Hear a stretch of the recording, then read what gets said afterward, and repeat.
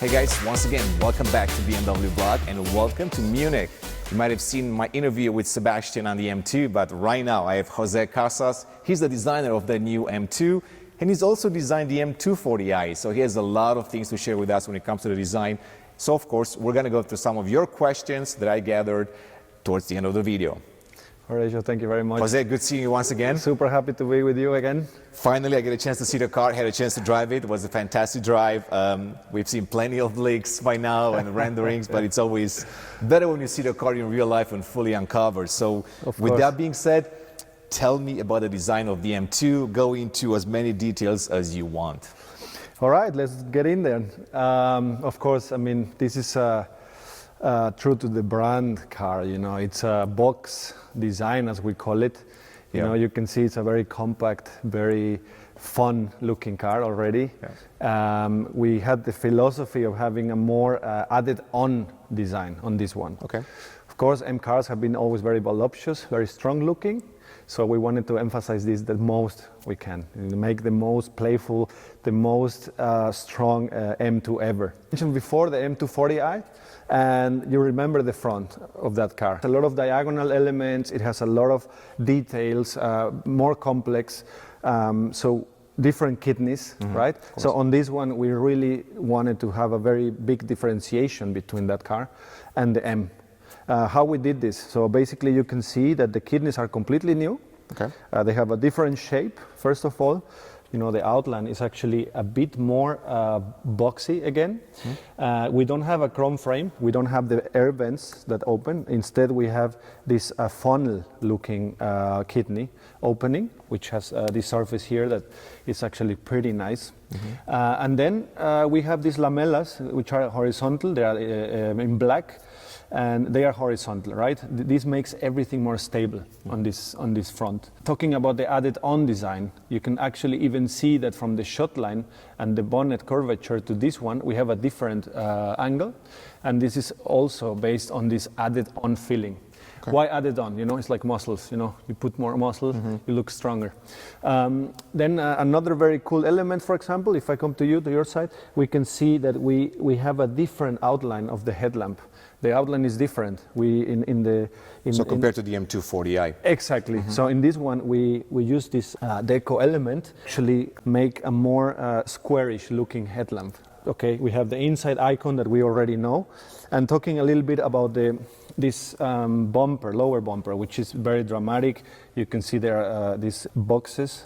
For me, it's a very primary shape, right? It's a very simple shape. So I wanted something very iconic looking that you can remember. You know, we always remember more the simple shapes. So in this case, we not only said, okay, we are going to do an iconic front, but we also said, let's play with the flow, the airflow. So that's where it comes, this shape from. So it's honest to the airflow. You know, you need air, open it, and then just let it go. Gotcha. Yeah, so it's as you can see here. And of course, the central air intake quite different than the M240i. Exactly.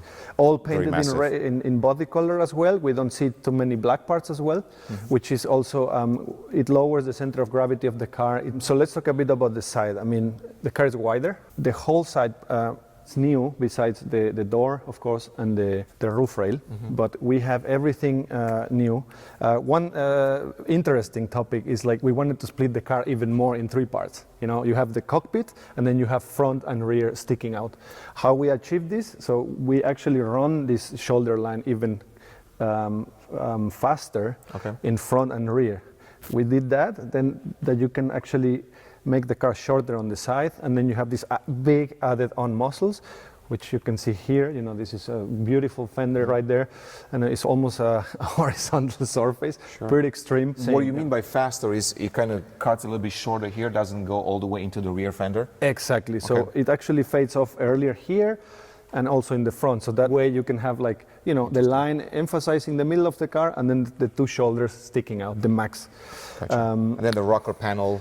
Then the rocker panel, we follow again this philosophy about these geometric shapes, a little bit more product design maybe, if we can call it that way. And we said, okay, on the side, what can we do with our carryover door? And we have these themes that are very geometric in the front, we have it in the back. What can we do on the side? So what we did is, again, creating this rectangular shape that goes from here, it goes to the front and up again, and it creates this kind of, again, this closed shape, which again helps for the theme, you know. If you get close enough, you can see here that this line ends here and goes that way, but actually there is a blend that goes up all the way. So basically this is a whole surface, right? And it's again a vertical direction change on the body side, which makes it again more aggressive and yeah, more full. Very interesting. So let's move to the back and let's talk about the width of the car, because I think that's what I've noticed with Sebastian also, and I've seen it also when I drove the car.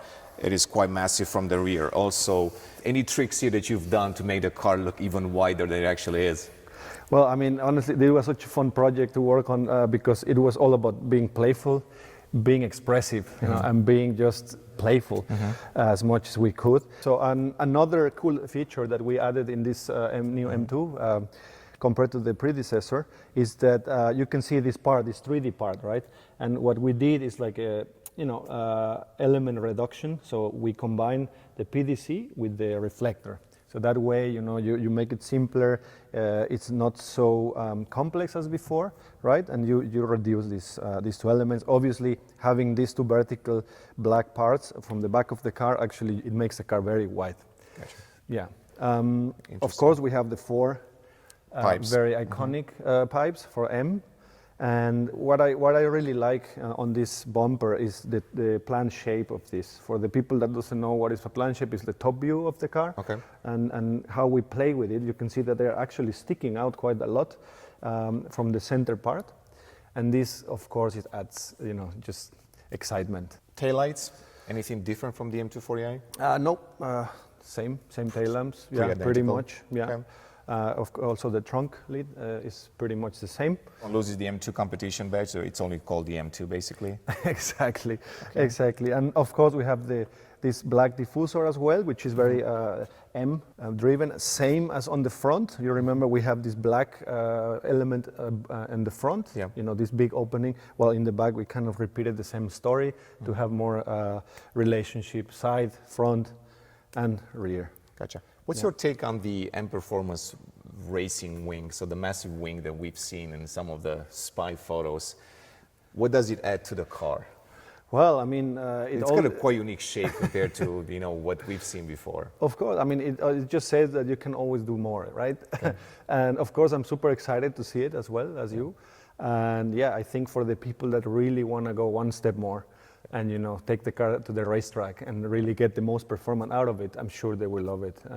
There's a bunch of things coming, which, it just makes this car more striking as it is already. Tell me, if you were to compare this M2 with the 1M, do you see any common things there? Yes, actually I do a lot. Okay. And I relate this car even more with that one than with the predecessor M2. Okay. In what way? I will say the boxiness of it. Okay. Yeah. I think the straightforwardness of it as well, because you see elements on this car that they are honest, right? It's like they are simple shapes, they are honest to what they do, right? It's all performance oriented. And I think the character, you know, when we designed this car first time, we look at a lot, of course, the 2002, but as well as the 1M. And actually, the gesture of it, you know, this kind of compactness, and also the roof line. If you compare that car with this one, they have a little bit of tilted, more like, how can I explain? It almost looks like this part, it's higher than the front, where the windshield is. You know, so they have some similarities. I mean, I'm sure you can also see some. Yeah, I can see it. I mean, I was looking at my car and I see it, especially parked in the garage, and I see the rear end all the time. So that's kind of what reminded me right now. And you mentioned colors. So Sebastian told me there are 5 different colors, and one of them is Zenworld Blue. Is that a color that's based on the BMW 2002 homage concept, or is it just unique? No, it's unique. Actually, I mean, you can relate it in a way that they are similar, but actually the color that is specific for this car, it's a little bit more purple. It's a bit more contrasty. So you know, it gets us all the surface a bit more juice. You know, you can read a bit more. Sure. Yeah. If you were to pick a color for this M2, which one would I it will be? do that one. You would do that yeah, one? for sure. Yeah. I can't wait to see Yeah, that one. yeah. All right, so let's take a look inside and maybe we'll talk about the interior design a little bit. Because of course this has changed quite a bit and it does resemble the M240i basically. So I guess large curved display as we've seen now in the M240i, they just crashed recently. And then anything specific to the M2? Yeah, we have the carryover seat from M3, M4 as well. We will have 3 different colors for the interior, right? Black, cognac, and the M colors as well. And yeah, I mean, it's pretty much the same. For now, we don't have anything specific planned on the seat side, for example. Gotcha. If it was your car, would you take the M Carbon seats or the M Sport seats? Any. Any? Probably the carbon, yeah. I mean, honestly, the M Carbon seats, they look fantastic. They got a really nice combination of Alcantara and leather. All right, so let's go to the front of the car because I got some more questions for you. Sure, let's do it. Those questions were basically gathered from people in the car, future customers probably, current M2 customers, and they're quite specific, honestly. Some of them I haven't really thought about. So maybe let's start with the G87 has an interesting design never seen before on a BMW where the side rocker panels extend halfway up into the rear quarter panels. Is that purely for aesthetics or is there some other reason for that design? So you've touched a little bit on that, but maybe you want to be a little bit more specific. I will say the 2 main reasons are to emphasize the added on fenders. You know, when you have the vertical direction change, it's like you express it more. You know, you go all the way from the bottom to the top and then you can really see that. And as I said before, we talk about it, that it's also to repeat that kind of box design that we have in front and rear, mostly. Gotcha. All right, next one. No vents behind the front wheels. Any reasons for that? Well, we didn't need one, actually. And as we said before, this car is all about being true being, to the performance. So what we don't need, we don't put on. So basically, you know, we didn't thought this car needs this kind of detail there. So yeah, that's mainly why. Gotcha. So I think we touched a little bit on that black part right there too, but I'm going to read a question anyway. So the question goes, the inner edge at kidney side was integrated into the headlight cluster. Does the inner edge part, the black color one, serve any functional purpose? No, it's aesthetic. Aesthetic? It's aesthetic, yeah. Okay. Because we wanted to differentiate the headlamp outline, the outline of the headlamp between the 240 and this one. So yeah, that's mainly about that. And obviously, when you have this horizontal line with this added on part there, then you can relate everything a bit nicer, you know, with these horizontal lines. Gotcha. Okay. Yeah. So mostly aesthetics. Yeah. So next one, BMW 2002 homage concept. I guess that car has left a mark or has left an impression on a lot of customers. A beautiful concept, never came to life. But are there any design cues from their car that might have ended up on the M2?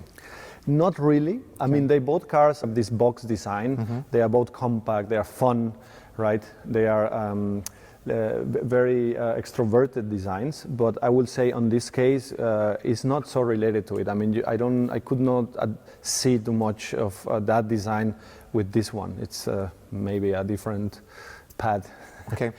In the same family, of course. I mean, they are both BMW. They both share the same spirit, but in a different way. Gotcha.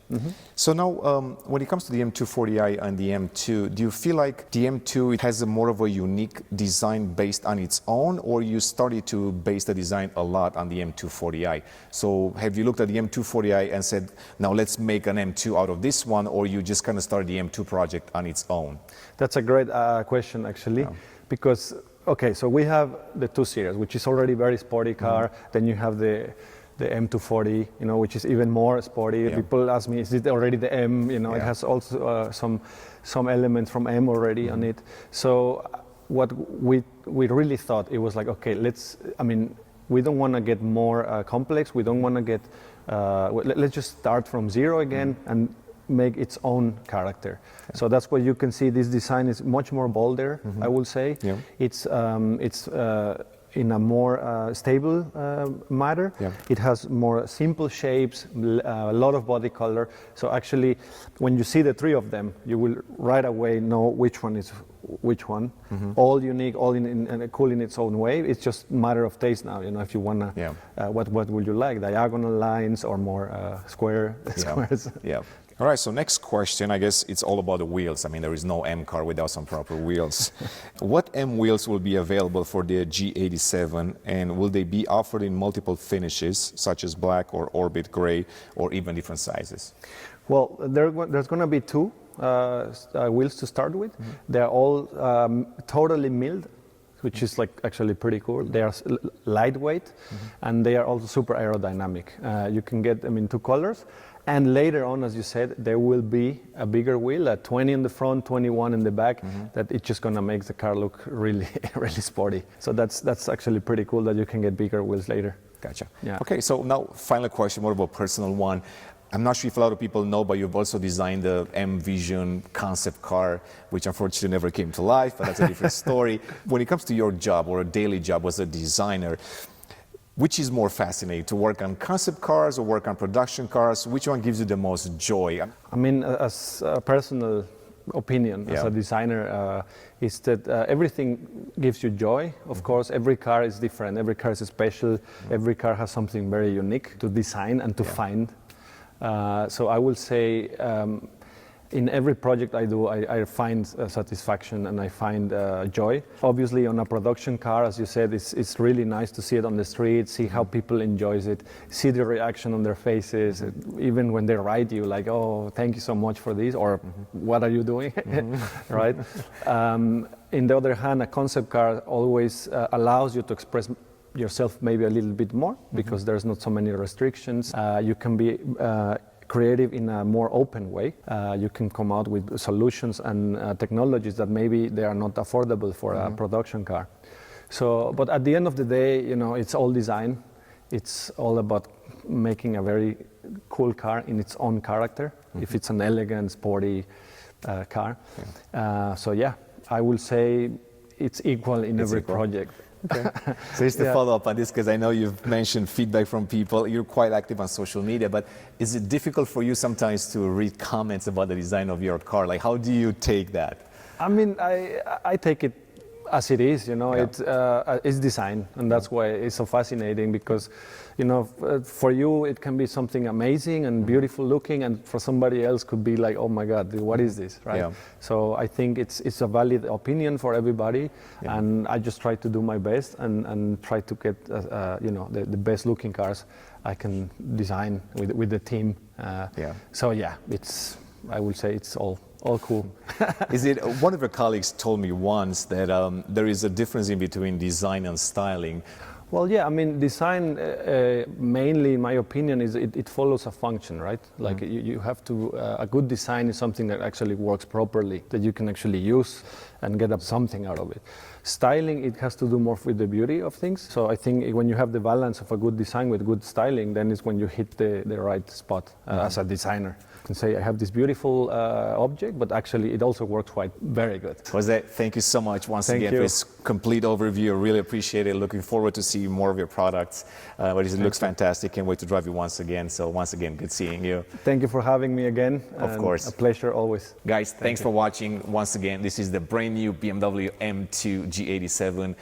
Goes into production later this year. It comes to market next year. As always, please don't forget to subscribe to our channel, hit that notification bell, all the things, and we'll see you in the next one.